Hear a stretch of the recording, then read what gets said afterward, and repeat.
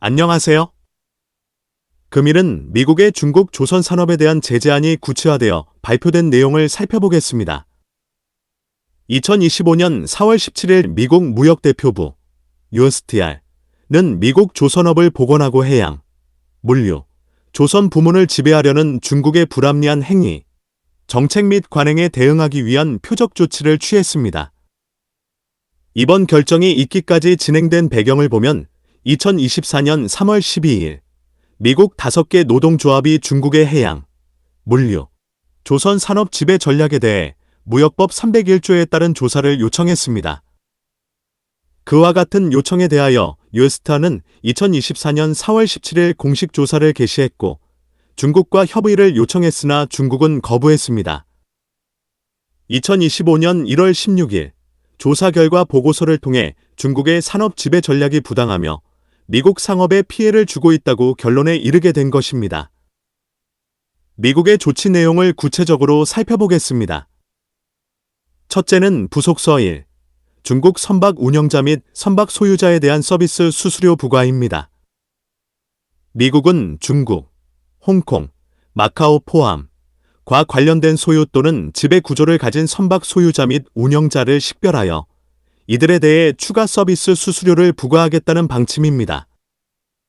정의 기준은 국적, 본사 위치, 소유 지분, 중국 군사기업 여부, 정부 통제 여부 등 매우 포괄적입니다. 컬렉션즈, 서플러멘탈 페이먼츠, 앤드 리펀즈즈, 징수, 추가 납부, 환불입니다. 외국 세관 관할 구역, 미국 이외 지역에서 출발하여 특정 노선으로 첫 번째 미국 항구 또는 장소에 입항할 때 선박 운영자는 다음과 같이 수수료를 납부해야 합니다. 2025년 10월 14일부터 순차적으로 입항 선박 순톤당 $50 수수료가 부과되기 시작하여 2028년에는 순톤당 $140까지 인상됩니다. 이 수수료는 동일 선박당 연간 최대 5회까지 부과될 수 있습니다. 선박 운영자는 이 수수료를 직접 계산하고 요청 시 이를 입증할 수 있는 관련 서류를 제출해야 한다. 둘째는 부속서 2. 중국산 선박을 운영하는 선박 운영자에 대한 서비스 수수료 부과입니다. 컬렉션즈, 서플러멘탈 페이먼츠, 앤드 리펀즈즈, 징수, 추가 납부, 환불입니다. 중국에서 건조된 선박을 운영하는 경우 중국 소속이 아닌 운영자라도 2025년 10월 14일부터 순차적으로 $18 수수료를 납부해야 합니다. 다만 특정 미국 소유 선박, 소형 선박, 특수 선박 등은 수수료가 면제됩니다. 미국 선박 요건 및 수수료 면제 조항에 대하여는 법안을 참조하세요. 셋째는 부속서 3. 해외 건조 자동차 운반선의 선박 운영자에 대한 서비스 수수료 부과입니다. 미국 이외 국가에서 건조된 자동차 운반선, 비이켈 캐리어를 운영하는 경우 해당 선박 운영자는 특정 요건에 따라 서비스 수수료 부과 대상이 됩니다. 다만 선박이 완전한 미국산이면 미국 내 건조, 등록, 주요 부품 미국 제조, 부과 대상에서 제외됩니다. 컬렉션즈, 서플러멘탈 페이먼츠, 앤드 리펀즈즈, 징수, 추가 납부, 환불입니다.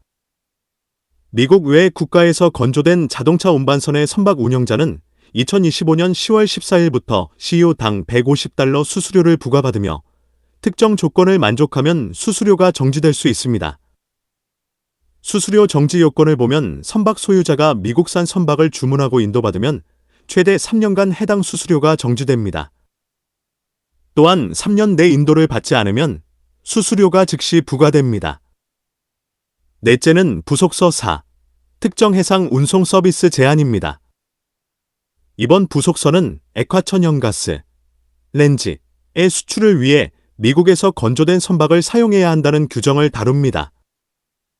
2025년 4월 17일부터 2028년 4월 16일까지는 제한이 없으며 그 이후로 점차적으로 2047년까지 수출 물량의 13%까지 미국산 선박으로 수출하여야 합니다. 2028년 4월 16일부터 렌즈터미널은 두의 미국 국적, 미국 건조 및 운영 선박의 렌즈 선적과 비율을 보고해야 합니다. 선박은 미국 법에 따라 건조 및 운영되어야 하며 조건을 충족하지 못하면 렌즈 수출 면허가 정지될 수 있습니다. 제한의 정지 항목은 선박 소유자가 미국산 선박을 주문하고 인도받는 경우 최대 3년 동안 적용되지 않습니다. 선박 소유자는 주문 시부터 인도 시까지 미국산 선박에 대해 라이선스를 부여받을 자격이 있습니다. 주문된 미국산 선박과 동등하거나 더 큰 렌즈 용량을 가진 선박이 해당됩니다. 주문 증거는 요구 시 제공해야 하며 계약과 관련된 정보가 포함될 수 있습니다. 다섯째는 부속서 5. 중국산 선박 육상, 에스테스, 크레인 및 화물 처리 장비에 대한 세금입니다. 요스털은 중국산 제품에 대해 추가 세금을 부과할 것을 제안합니다. 주요 대상은 선박 육상 겐트리 크레인, 셰시 및 그 부품들로 세율은 20%에서 100%까지 다양합니다. 해당 제품이 중국에서 제조된 경우나 중국 기업 소유가 인정되는 경우 추가 세금이 부과됩니다. 세금 적용을 피하려면 수입업체가 해당 제품이 중국과 관련이 없음을 증명해야 합니다. 미국 무역 대표 부가 발표한 내용을 다시 정리하여 보겠습니다. 부속서 1. 중국 선박 운영자 및 선박 소유자에 대한 서비스 수수료 부과입니다. 부속서 2. 중국산 선박을 운영하는 선박 운영자에 대한 서비스 수수료 부과입니다. 부속서 3. 해외 건조 자동차 운반선의 선박 운영자에 대한 서비스 수수료 부과입니다. 부속서 4. 특정 해상 운송 서비스 제한입니다. 렌즈 운반선 관련 내용입니다. 부속서 5. 중국산 선박 육상, 스테스, 크레인 및 화물 처리 장비에 대한 세금입니다. 앞에서 언급된 부속서 조항에서는 미국산 선박의 요건과 미국산 선박 주요 구성품을 사용하여야 하는 규정을 포함하고 있습니다. 대부분의 부속서에는 미국산 건조 선박으로 인정받기 위하여는 선박 건조 시 주요 부품에 대하는 미국산을 이용하여야 한다는 것입니다. 중국 선박의 제한과 더불어 미국산 선박을 건조하도록 하는 강제 조항이 있습니다. 2028년까지 미국산 선박 이외의 렌즈 운반선을 운용할 수 있으나 그 이후에는 렌즈 수출 물량의 몇 %를 점차적으로 미국산 선박으로 운송하여야 한다는 것입니다. 이것이 현실화되기 위하여는 미국의 렌즈 운반선을 건조할 수 있는 조선소가 설립되어야 한다는 것입니다.